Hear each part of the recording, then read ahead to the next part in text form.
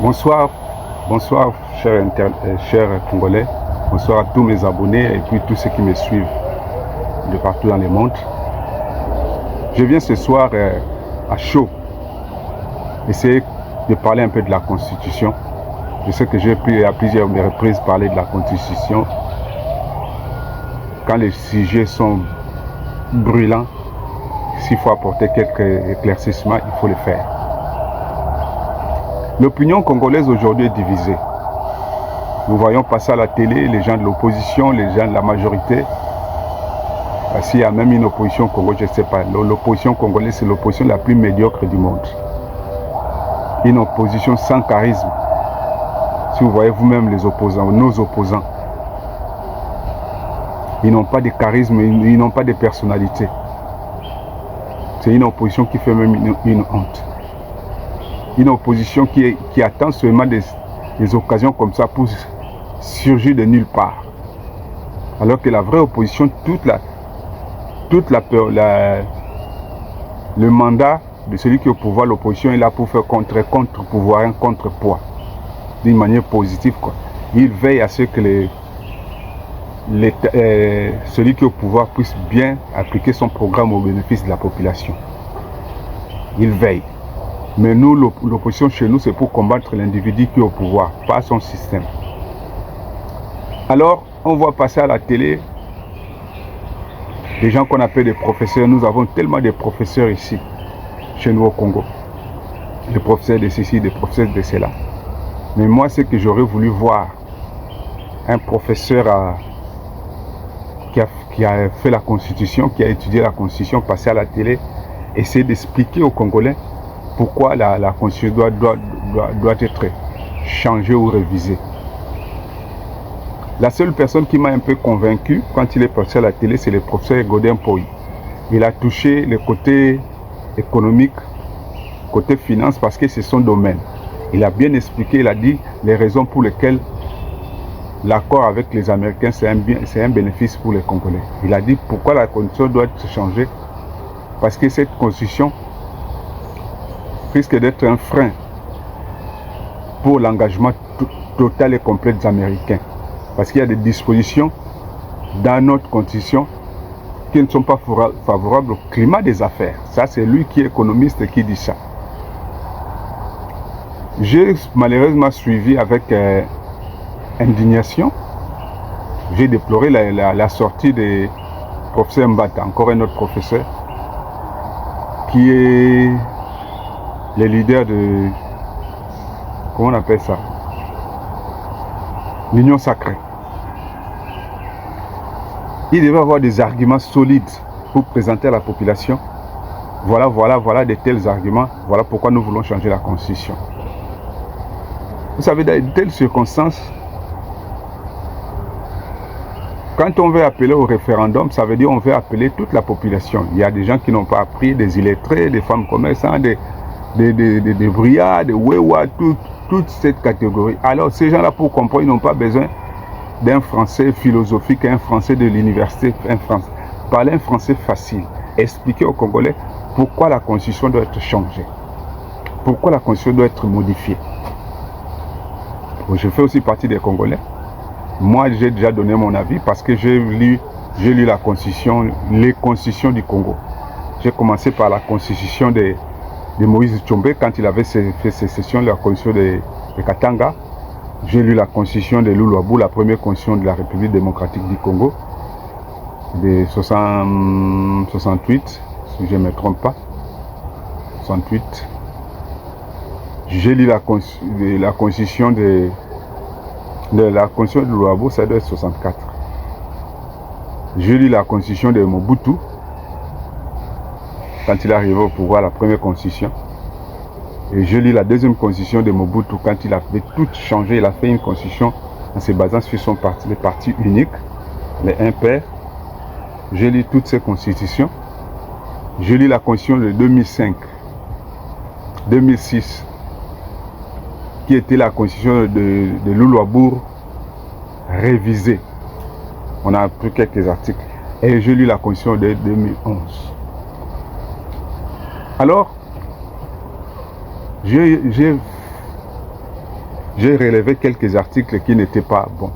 C'est quand même normal parce que quand quelqu'un arrive au pouvoir, la première des choses à faire, il va laisser sans doute la constitution qu'il a trouvée, il va lire la constitution, il va chercher à voir les dispositions qui ne cadrent pas sa politique, qui n'est pas bien avec.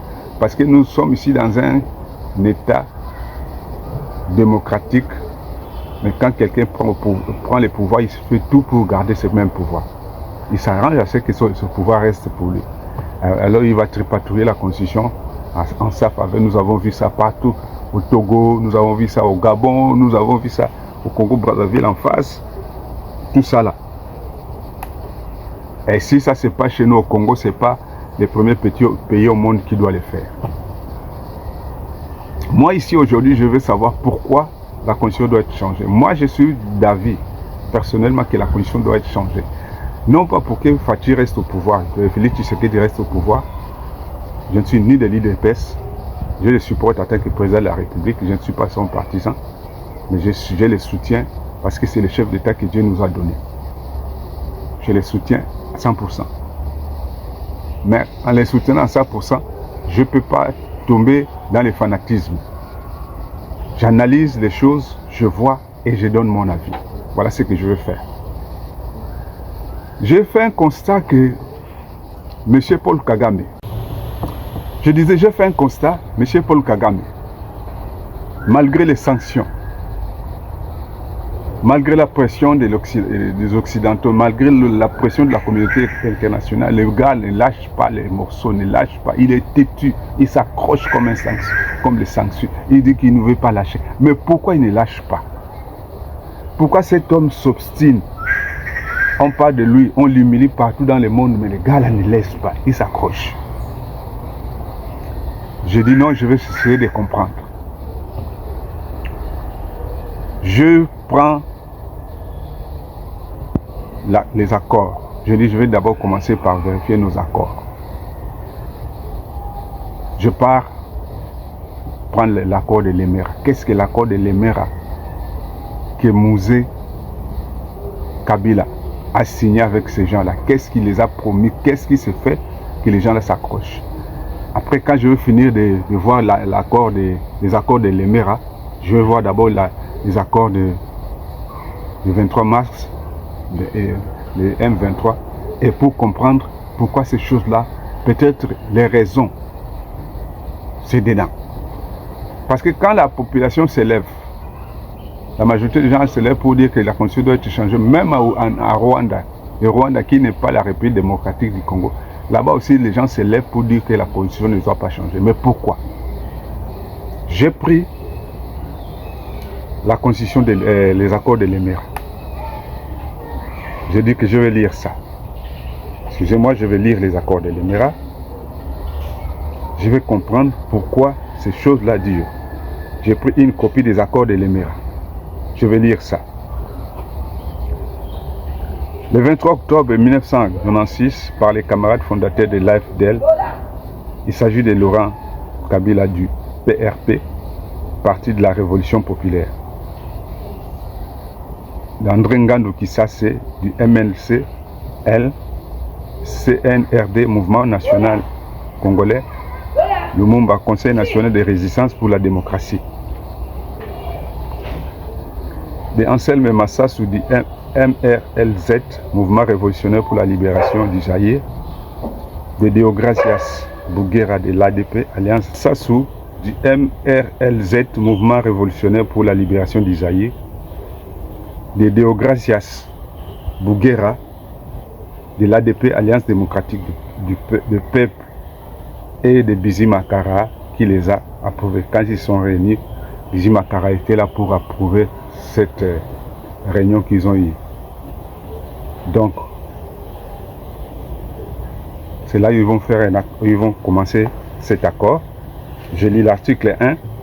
Il est créé en ce jour du 23 octobre 1996 à l'Emera une alliance des forces démocratiques pour la libération du Congo qui sera soutenue militairement par les forces combattantes de l'AFDLA.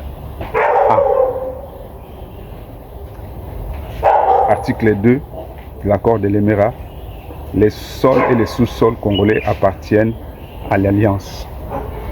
Donc les sols et les sous-sols congolais appartiennent à l'Alliance. C'est simple à comprendre, je ne fais pas de commentaires, je suis en train de lire. Article 3. L'Alliance devra demeurer une institution de l'État canalisatrice de l'idéologie de la libération. Article 4. Prêchant le panafricanisme, l'Alliance s'engage à céder 300 km aux frontières congolaises à l'intérêt du pays pour sécuriser ses voisins ougandais, rwandais et burundais contre l'insurrection rebelle. Donc cet accord que Mouzé a signé avec ces pays, Rwanda, Burundi, Ouganda. Donc je disais, prêchant le panafricanisme, ça c'est l'article 4. L'Alliance s'engage à céder 300 km aux frontières congolaises à l'intérêt du pays pour sécuriser ses voisins ougandais, rwandais, burundais contre l'insurrection rebelle. Donc l'Alliance, la FDL de Laurent Désiré Kabila, s'engage à céder 300 km du territoire congolais, donc à partir de l'intérêt de notre territoire. Il cède 300 km pour sécuriser les frontières ougandaises, rwandaises et burundaises contre l'insurrection rebelle. Il a décidé de céder. Article 5. Dès que l'Alliance aura gagné la guerre, la victoire, une rétribution spéciale sera allouée aux alliés. Sa détermination est de la compétence de l'Alliance supérieure et de l'instance supérieure de l'Alliance. Ça veut dire que une fois l'Alliance obtient la victoire, ça veut dire qu'ils arrivent à Kinshasa, ils détrônent le pouvoir qui était en place, le pouvoir de Mobutu. L'Alliance, quand on parle ici de l'Alliance, c'est AFDL. L'Alliance s'engage à louer aux alliés une rétribution spéciale par rapport à leurs accords, la rétribution spéciale. Ça veut dire qu'il y a des concessions que l'Alliance doit faire. Vous allez prendre ça là, vous allez faire ça là, vous allez faire ça. Article 6. Tous les politiciens des années 60 en RDC et ceux ayant collaboré avec les régimes Mobutu seront mis en retraite politique. Article 7. La nationalité congolaise sera accordée collectivement aux camarades Banyamulenge et aux autres populations d'origine rwandaise établies au pays avant la date de l'indépendance de notre pays, le 30 juin 1960. Une nationalité collective. Article 8. L'anglais et les Swahili devront concurrencer les Français dans l'espace linguistique de notre pays. Fait à Lemera, le 23 octobre 1996, par les camarades de l'AFDL, ça veut dire Laurent Désiré Kabila, et la délégation rwandaise, ougandaise et burundaise. Voilà les accords de Lemera. Ils sont partis quelque part dans un hôtel qu'on appelle l'hôtel Lemera. Ils sont là. L'AFDL qui représente, entre parenthèses, le gouvernement congolais et ses alliés, ceux qui vont l'aider à détrôner Mobutu, le Rwanda, l'Ouganda et le Burundi. Ils ont signé un accord. Ils ont dit à l'AFDL, voilà, quand nous allons arriver au pouvoir, quand vous allez arriver au pouvoir, avec notre aide, voilà ce que vous allez faire. Vous nous accordez 300 km du territoire à l'intérieur de votre pays pour sécuriser nos frontières, la frontière de l'Ouganda, Burundi et Rwanda. Ça va, ils ont signé l'accord. Maintenant, l'accord ne se limite pas là. L'accord a été explicite, ils ont bien expliqué cet accord explicitement ici, là. Je vais lire. Nous allons comprendre pourquoi tous les malheurs là nous arrivent. Des fois, on ne comprend pas pourquoi Kagame s'obstine, tout ça là. Les accords de Lemera conclus en 1996. Les accords de Lemera conclus en 1996 avec l'AFDL de Laurent Kabila, avant l'invasion du Congo, ont confirmé l'existence de ces plans. Ces accords prévoyaient le démembrement de la République démocratique du Congo par la création d'une république indépendante du Kivu qui serait composée selon African Information and Publishing Service, daté du 27 juillet 1998 à Washington, de 4 provinces. La province de Mulenge, le Sud Kivu, le Nord Kivu et le Maniema. Les nouveaux plans de la colonisation Tutsi dans les Kivu seraient réalisés entre 1998 et 2008, auraient 2 variantes. Ça veut dire, après la victoire, les projets de ceux-là qui vont accompagner Kabila, les 300 km qu'ils vont obtenir là, ils vont créer la République du Kivu. Cette République aura 4 provinces. La province de Mulenge, la province du Nord Kivu, du Sud Kivu et la province de Maniema. C'est un plan déjà élaboré. Vous savez, nous, les Congolais, pendant que nous sommes là à crier dans nos églises, à chanter, à ambiancer partout, les Tutsis ne dorment pas. Parce que la communauté Tutsi, les Tutsis sont de Peul, ne sont pas des Bantous. Ils viennent d'en haut là-bas. Éthiopie, Somalie, tout ça là. Regardez Somalie en morphologie, vous allez comprendre. Alors, ils ont la malchance de ne pas avoir une terre vraiment propice là où ils peuvent s'épanouir. Là, ils ont cherché à créer un empire Ima, leur empire. C'est là quand ils ont fait ça c'est un projet qui date de Kalakala.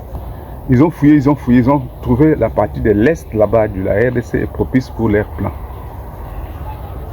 C'est là où ils cherchaient un naïf parmi les Congolais qui peut les aider à accomplir cette tâche. Les naïfs en question qu'ils ont trouvé, c'était Laurent Désiré Kabila. Vous voulez à chaque fois chercher à détrôner Mobutu. Nous sommes prêts à vous aider à faire partie de Mobutu. Mais à une seule condition. Quand vous allez faire partie de Mobutu, nous allons signer un accord. Voilà les choses que vous devez nous céder. Lui aussi, avec la soif, cette soif intense de faire partie de Mobutu, il a signé des accords sans pourtant comprendre les retombées. Si on suit bien, Laurent Désiré Kabila ne peut pas être considéré comme un héros. C'est lui qui a vendu le Congo. Si on suit les choses, on n'est pas sentimental. C'est lui qui a vendu le Congo. C'est un monsieur qui a vendu le Congo. Voilà pourquoi il a signé cet accord de Limère. Après avoir signé cet accord, il passe maintenant à leur plan. La partie de l'Est, après cet accord, après le départ de Mobutu, ils ont déjà considéré que ça leur appartient. Ils vont faire de ça la République Kivu, avec 4 provinces, Sud Kivu, Nord Kivu, la province de Mulenge et la province de Maniema. Alors ils vont faire ça pendant de 98 à 2008. Ça fait pendant au moins 10 ans. Alors ils ont dit que cette colonisation qu'ils vont faire à l'Est aura 2 variantes. La première variante, c'est imposition d'armées dans le Nord Kivu. Ils vont militariser Nord Kivu. Donc ils vont implanter l'armée. Ils vont faire la Nord Kivu une zone militarisée par le Rwanda, l'Ouganda et le Burundi. Bon, nous comprenons maintenant que le Burundi s'est retiré parce que le régime Burundi a changé. Les Hutus maintenant contrôlent le Burundi. Et deuxième variante, c'est le transfert tranquille dans le Sud Kivu. Deuxième variante, après avoir implanté les militaires, l'armée étrangère là-bas pour dominer la zone, ils vont maintenant faire le transfert de la population pour remplir cette partie-là. Suivez, vous allez comprendre les malheurs du Congo. La première phase va se réaliser, donc imposition armée, la première phase va se réaliser sans aucune forme de procès, sous le seul prétexte de faire chasse aux miliciens armés Hutus Interamwe et aux ex-FARC qui déstabilisent le Rwanda à partir du Nord Kivu. Donc, c'est là où ils vont peaufiner leur plan. Ils vont prétendre poursuivre les Interamwe, la rébellion, la milice Hutu, En les poursuivant, c'est pour venir bien s'installer, c'est pour bien se positionner, poser des bases. L'occupation des villes de Goma et Butembo constitue la phase la plus décisive suite à l'éventuelle résistance armée des autochtones. Et les autochtones là-bas ne se laisseront pas faire. Donc ils ont dit que Goma et Butembo seront des bastions difficiles à conquérir. Mais ils vont le faire. Tout ça là, c'est dans les plans de... comment on appelle ça? Les accords de Lémera. Maintenant, la réalisation de la deuxième phase du plan est dépendante de la réussite de la première phase. Le transfert tranquille dans le sud Kivu est proportionnel à la résistance calme de l'élite de cette partie du Kivu face à l'hégémonie Tutsi dans la région des Grands Lacs. Donc, le transfert dépendra de l'atmosphère du climat qui sera dans le sud Kivu, le nord Kivu. Les élites qui vont trouver sur place, vont-ils céder ou ils ne vont pas céder? S'ils cèdent, ce sera facile. S'ils ne cèdent pas, ça sera difficile. Mais ils ont tout préparé. Cette phase est réalisable en 3 étapes. L'objectif tout dans les villes de Bukavu et Uvira est de faire de ces villes des villes les moins bantoues possibles. Donc, selon les plans de Lémera, leur objectif est de faire de ces zones-là, Bukavu, Goma, Uvira, Butembo, les villes les moins bantoues possibles. Quand on dit les villes les moins bantoues possibles, ça veut dire qu'il y aura une extermination systématique des bantous pour installer les Nilotiques, le Peul. Cette deuxième phase de la toutisation du Kivu montagneux se réalisera en 3 étapes. Première étape, l'inondation démographique dans le sud Kivu.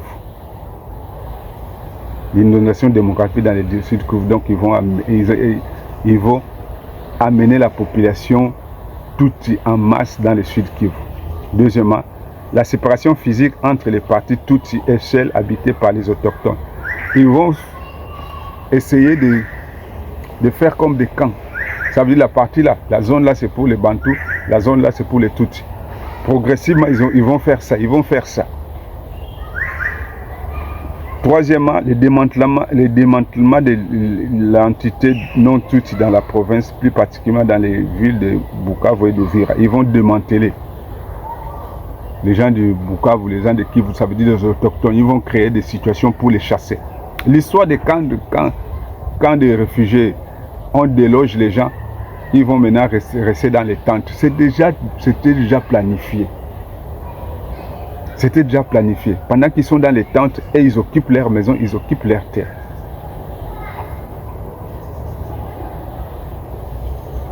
Les 2 premières étapes seront réalisées en coopération avec le pouvoir de Kinshasa qui organisera l'immigration de Tutsi du Rwanda, Burundi, Ouganda, Somalie et éventuellement de l'Éthiopie vers la terre promise. Ils appellent le Congo leur terre promise. Et cette opération sera facile, favorable, facilement réalisable avec la complicité du gouvernement de Kinshasa. Quand on parle de la complicité du gouvernement de Kinshasa, parce que le pouvoir déjà est pris par un Tutsi. Kabila arrive au pouvoir, quelques temps après, on va zigouiller Kabila, on va l'éliminer, on place un Tutsi pour qu'il matérialise maintenant leur plan. Pour financer cette colonisation Tutsi, une banque appelée, non, terre promise, ainsi sera payée la facture de guerre pour le Rwanda de Paul Kagame, accord de Lémera. Donc, l'accord de Lémera, c'est la facture que Paul Kagame donne aux Congolais pour payer la dette. Il a aidé le Congo a décidé de faire de Mobutu, de pacifier le pays. Maintenant, la facture que le Congo doit payer, c'est l'accord de Lémera. Tout ce qui est écrit dedans, tout ce que le Congo doit céder. Pour financer cette colonisation, Tutsi, une banque appelée Banque d'implantation Tutsi dans les Kivu sera installée à Kigali avec sa maison mère dans la ville de Kampala, Ouganda. Elle va financer les constructions de logements pour Tutsi dans les territoires occupés. et sous forme de crédit, les commerces et l'administration des colons. Les plans prévoient 600 000 constructions de logements pour la période de 1999 à 2004. En cette année, on prévoit alors organiser des élections municipales et pour les parlements en coopération avec le pouvoir de Kinshasa. C'est alors que les Kivusiens autochtones devenus minoritaires comprendront qu'il a perdu la partie. J'aimerais que si vous suivez ma vidéo, vous pouvez la transmettre, vous pouvez la donner, vous pouvez l'envoyer aux gens de l'Est, aux élites de l'Est, à tout pour qu'ils comprennent que ce que nous vivons là, c'est un plan qui a déjà été tracé. Et je vais vous donner les rapports. Pourquoi j'ai lu tout ça là avec la Constitution? Souffrez de me suivre le temps qu'il faudra. Vous allez comprendre pourquoi nous devons changer la Constitution. Alors je continue. Alors on passera à la troisième étape, transfert tranquille proprement dit. Cette étape constituera simplement à décourager les Kivusiens autochtones de vivre chez eux. La nouvelle administration, principalement ou totalement Tutsi, leur interdira loyalement la construction de logements pour rendre la cohabitation devenir alors dangereuse, impossible. On va interdire aux gens de Kivu de construire. Soit en acquérant leur maison, on établira des permis de résistance qui ne seront attribués aux Kivusiens autochtones que s'ils arrivent à remplir certaines conditions, dont la plus rude. Que s'ils arrivent à remplir les conditions, la plus rude, nécessaire et suffisante sera de prouver que son centre de vie se trouve dans les Kivu depuis 5 ans au moins. Tu es de Kivu, tu dois prouver que c'est au Kivu que tu vis, c'est ton centre d'intérêt, tu es là depuis 5 ans. Si ce n'est pas ça, on te cherche de chez toi. Or de l'Emera. Or, dans le cas du découragement, on aurait amené un nombre considérable à immigrer à l'intérieur du territoire congolais, plus particulièrement vers la province orientale et au Zaïre, et vers la capitale Kinshasa. Cette opération serait organisée par les pouvoirs de Kinshasa, dont particulièrement les ministres de la Reconstruction et de l'Intérêt. Ces gens ne sont plus en mesure de remplir les conditions et de réinstaller sur le sol Kivu montagneux.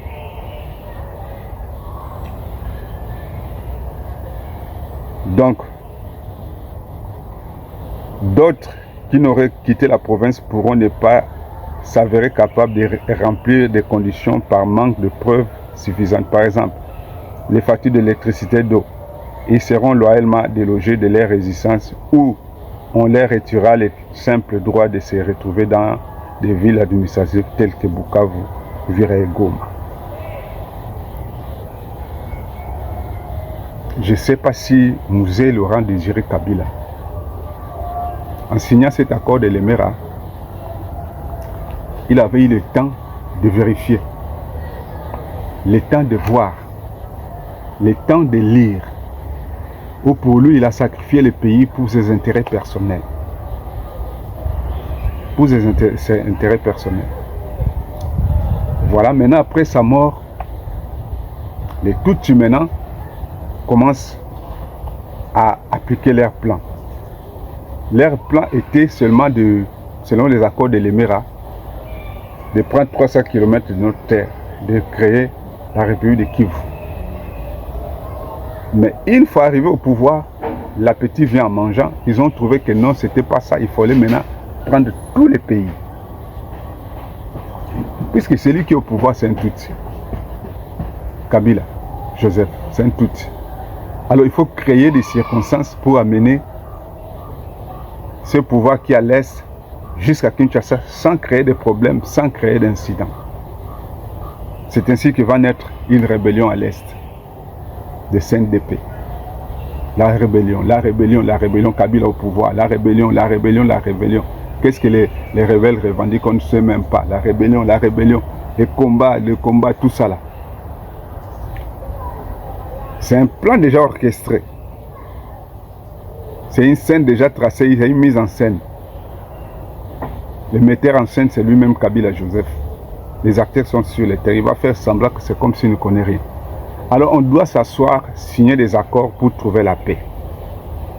C'est alors que le 23 mars,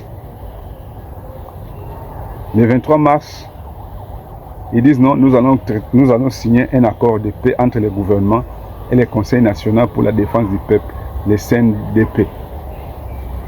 Une rébellion qui a régné là-bas, la rébellion de Mwangachuchu. Ils ont parlé. Après là, le 23 mars, à Goma, ils ont signé cet accord. Je vais lire aussi. On a d'abord suivi l'accord de Lemera. Maintenant ici, je vais suivre l'accord du M23, le 23 mars 2009. Nous, gouvernement de la République démocratique du Congo et Congrès national pour la défense du peuple, CNDP, parti présent, accord. Cette fois-ci, c'est l'État qui est complètement engagé dans cet accord-là. C'est comme à l'époque de Lemera, c'est Mouzé qui représentait l'État. Ici, là, c'est le gouvernement qui représente la République. Réunis à plusieurs sessions en Nairobi, Kenya et Goma, RDC, sous les auspices de la co-facilitation de l'envoyé spécial du secrétaire général des Nations Unies pour les Grands Lacs, son Excellence M.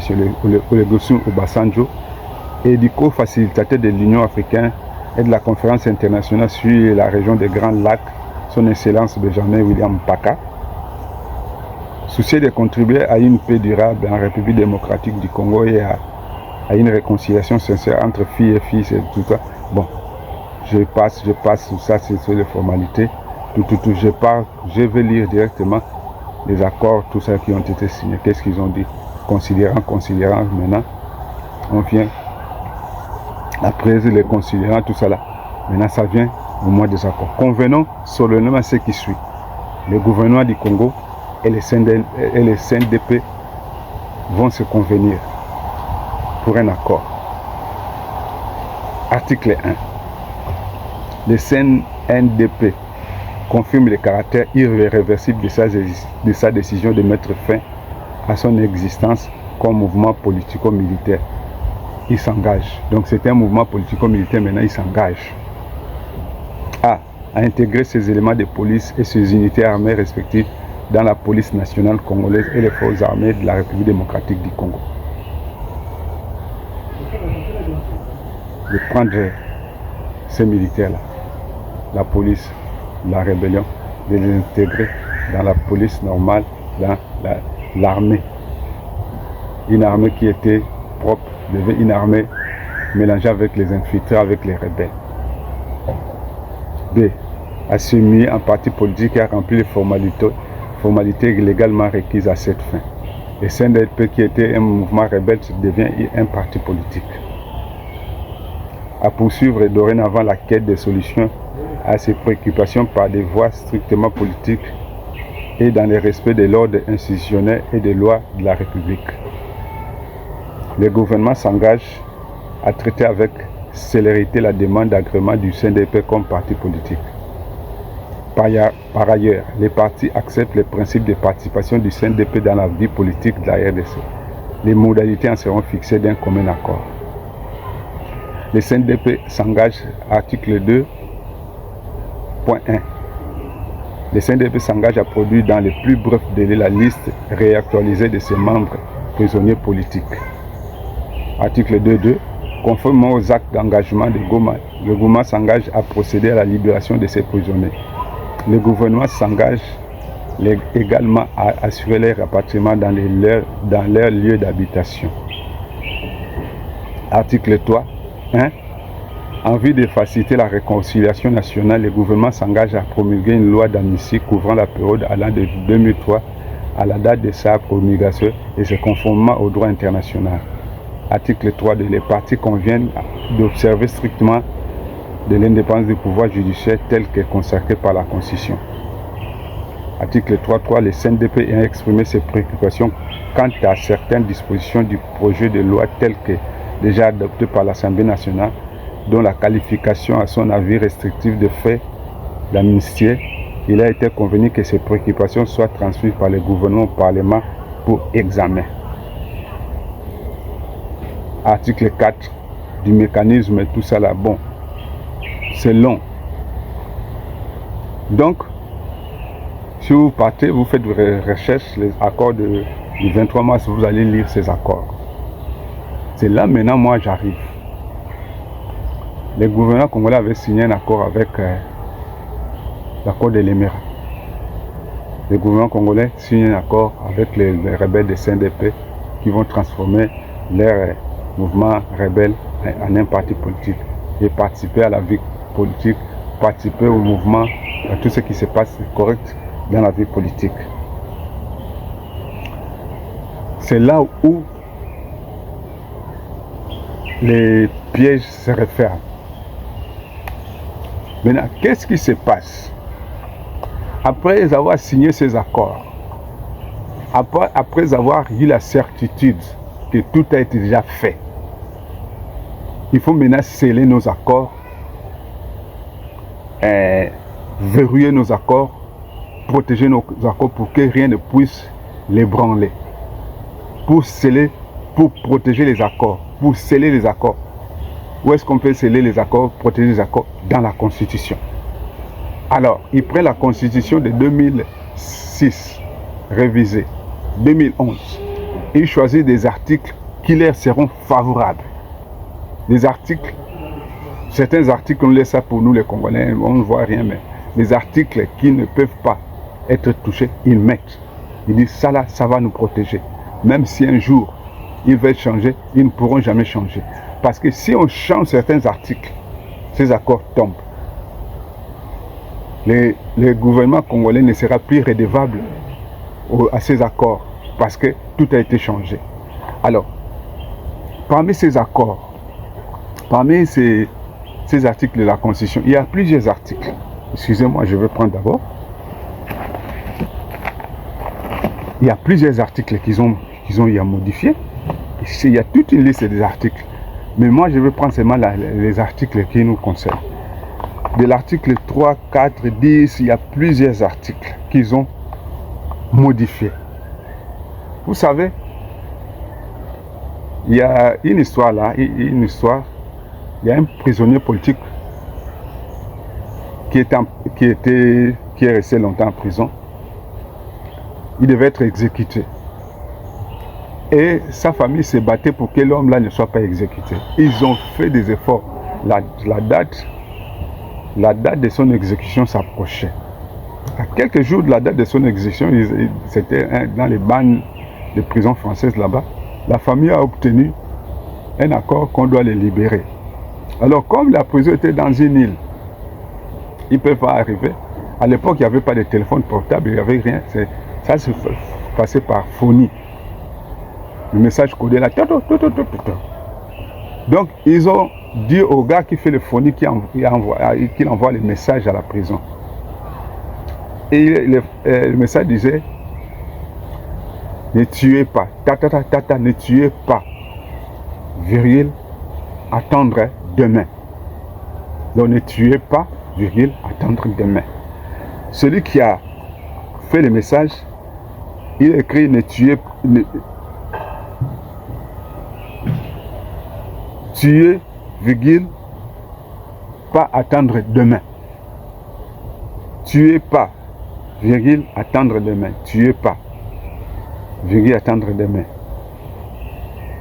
Lui, il a commis une bêtise en déplaçant la virgule. Il a avancé la virgule. Tuer, virgule, pas attendre demain. Quand le message arrive, tuer, pas attendre demain, on a exécuté les gars. Quand les autorités arrivent, tout ça là, avec la famille, tout ça là, faites-nous sortir les prisonniers. Mais vous nous avez envoyé, nous avons reçu les messages, tout ça là, tuer, virgule, pas attendre demain. Ils ont non, c'était tuer pas, virgule, attendre demain. Voilà les petites choses, les petits pièges qui peuvent changer tout. C'est ça la constitution de la RDC. Les Rwandais ont placé, les Ougandais, les Occidentaux qui ont été derrière cette histoire-là, ont placé des petits pièges. Petits, que moi et toi, nous ne pouvons jamais remarquer dans notre constitution. Et ces pièges-là vont surgir le jour où nous aurons l'adhésion de faire quelque chose. Aujourd'hui, toute la population s'élève pour changer la constitution. On brandit l'article 64. On brandit l'article 64 alors qu'il y a des articles qui tuent le Congo qui sont là. Je vais vous donner les articles qui sont à l'origine de la mort du Congo. Ce sont des articles de l'article 213 de notre Constitution jusqu'à l'article 217. Je vais vous lire ces articles.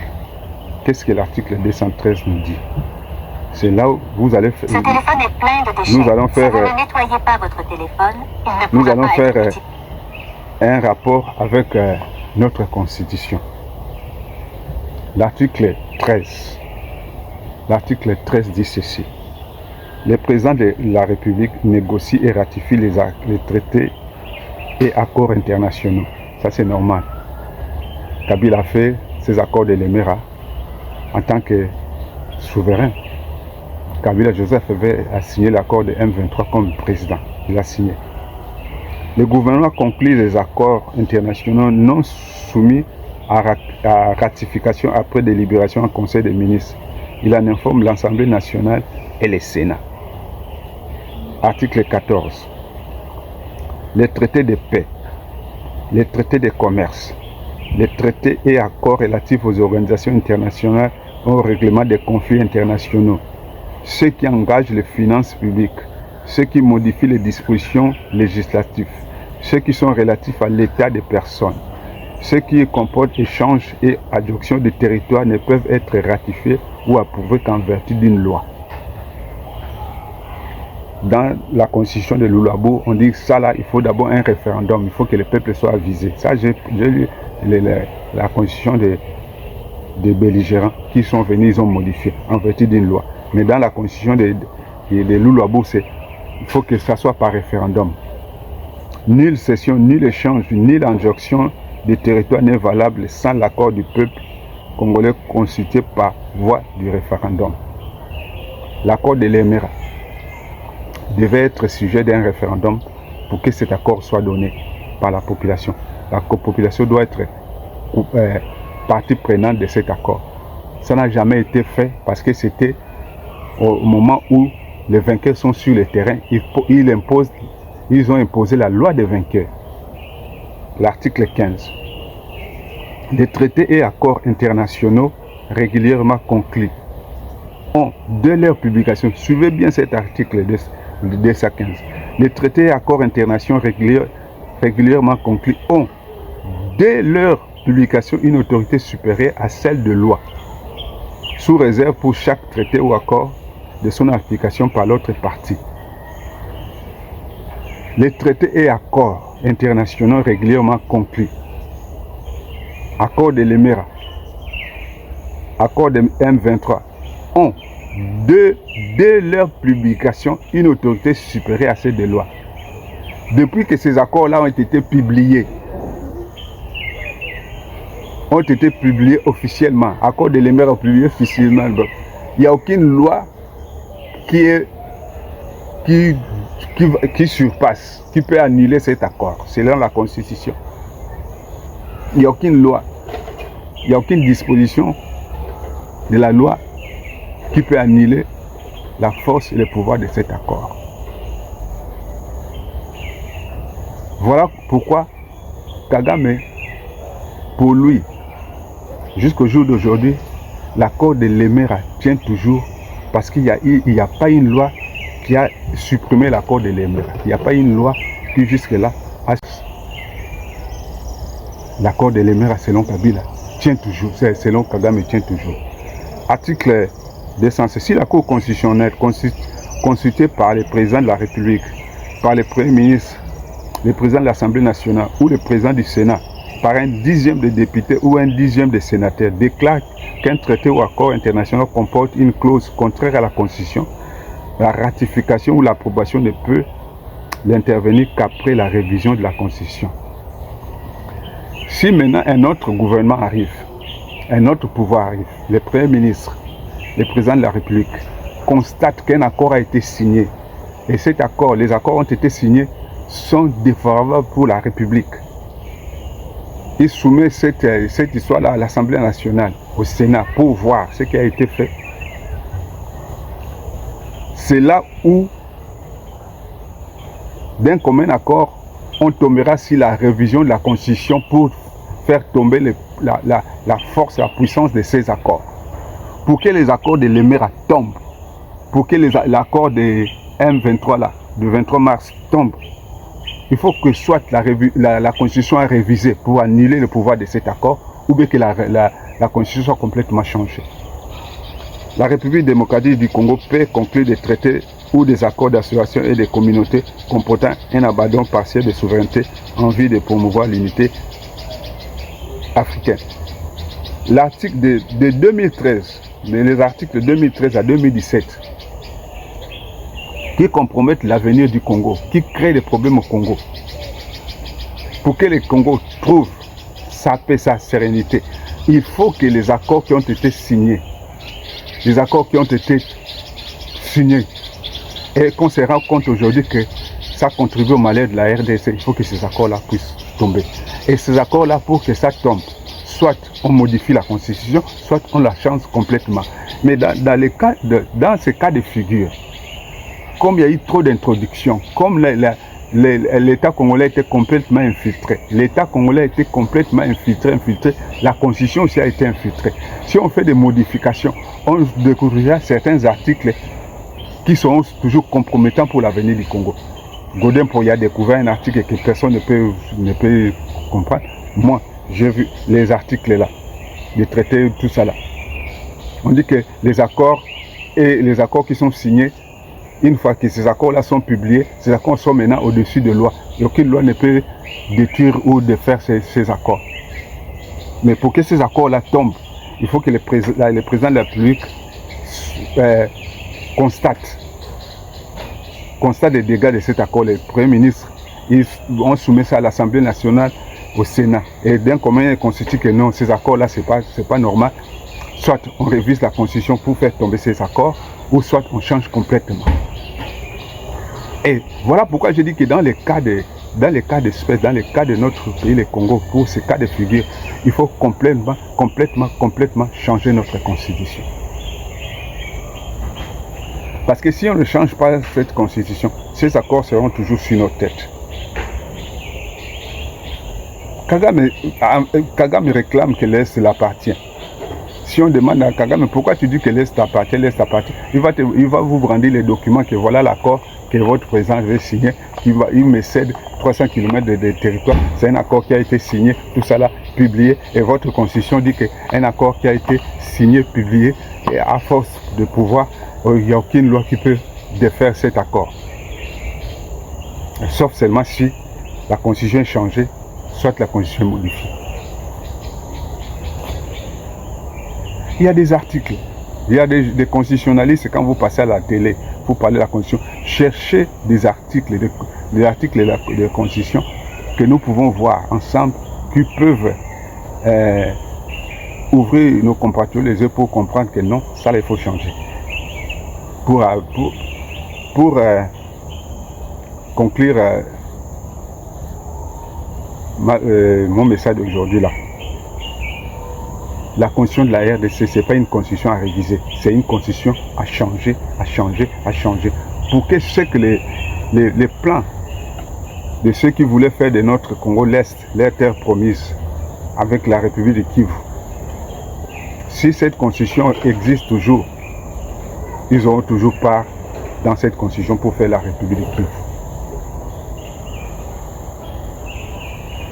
J'espère que toi qui me suis, toi qui m'as longtemps suivi, tu as compris maintenant pourquoi nous devons changer cette constitution. Ce n'est pas pour Félix. Félix n'est pas éternel. Félix partira. Félix est fort. Félix est puissant. Il résiste. C'est parce que c'est Dieu qui l'a donné. Mais si un autre président vient après Félix, il est un président faible. Plus que Félix. Mais ils vont encore remettre cette histoire-là de la République de Kivu, tout ça là. Vous avez vu les plans qu'ils ont fait pour transformer l'Est de la RDC. Ça doit complètement disparaître. Et puis je suis désolé, le président de la République, il faut que ça soit un problème du peuple. Par référendum, nous allons devoir voir les problèmes de Banyamulenge. Est-ce que le peuple congolais veut que les Banyamulenge restent congolais? Si c'est vrai, ils restent congolais. Si ce n'est pas ça, ils vont repartir chez eux. Parce qu'ils avaient déjà leur plan. La colline de Mulenge, La colonie de Moulengue, c'était pour elle, c'est une province de la République de Kivu. Voilà. J'espère que vous m'avez compris. Voilà la contribution que j'avais. Et je sais que dans les commentaires, si quelqu'un a un autre avis, il peut soutenir, il peut contredire, il peut toujours venir. C'est dans les débats que la lumière jaillit, que la vérité éclate. J'aimerais que vous preniez cette vidéo, vous donnez ça à ceux-là qui vont parler de la Constitution. Professeur Mbata, prenez la peine de suivre cette vidéo. Si vous avez l'occasion de faire parvenir cette vidéo, même au président de la République ou à son entourage, aux proches, aux gens qui aiment le Congo, faites-les. C'est pour le Congo. Congo Bendele Koyate. Avec le Congo, vous avez vu hier au Mexique, si c'est à l'ouverture du mondial, comment le drapeau congolais a été hissé. C'est la fierté. Et ça crée des jaloux. Soyons fiers de notre Congo. Ils ont appelé la partie de l'Est qui convoitait leur terre promise. Les Ougandais, les Rwandais, les Burundais, les Éthiopiens, les... Comment ils appellent? Il y avait... Ça veut dire les Peuls. Voilà. Que Dieu vous bénisse pour cette vidéo. Je n'ai jamais fait une vidéo longue comme ça. Je l'ai fait pour la cause. Avec le Congo, nous ne nous tairons jamais. Bendé le Koyate. Merci pour ceux qui vont suivre mes vidéos. Passez ça, transférez ça aux autres. Partagez. Faites-vous abonner aussi. Faites abonner aussi certains de vos frères pour qu'ils suivent constamment mes vidéos. C'était votre humble serviteur et l'analyste politique Assomeli Patrick. Que Dieu vous bénisse.